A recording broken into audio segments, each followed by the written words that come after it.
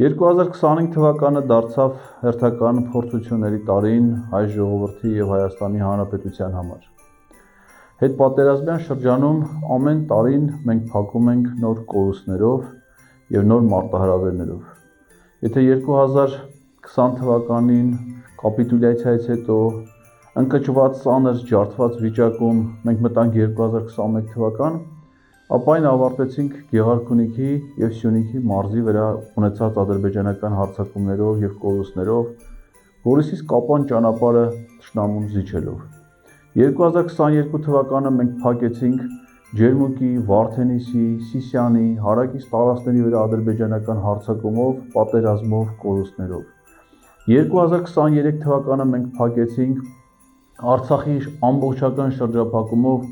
Արցախի մեր հայրենակիցների դեմ իրականացված ցեղասպանությամբ և բռնի տեղահանությամբ, Արցախի ամբողջական կորստով։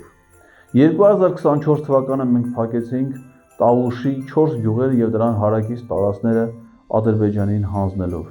2025 թվականն էլ մենք փակում ենք Մեղրին Ադրբեջանին հանձնելու որոշմամբ, որը մտադիր են իրականացնել արդեն հաջորդ տարվանից 2026 թվականից,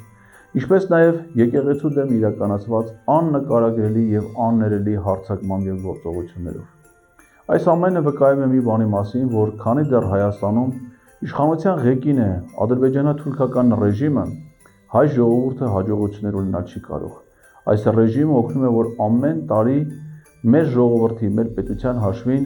հաջողություններ տոնեն մեզ դեմ թշնամաբար տրամադրված երկրները, հատկապես Թուրքիան և Ադրբեջանը։ Եվ ես մեծ հույս ունեմ, որ 2026 թվականը կլինի այն տարին, որ մեր ժողովուրդը իր մեջ ուժ կգտնի այս շարունակական կործանումները խափանելու և ի վերջո վերստին հառնելու մեր պետականությունը այս հանցախմբի կեղտոտ, այրունոտ ճիրաններից փրկելու համար։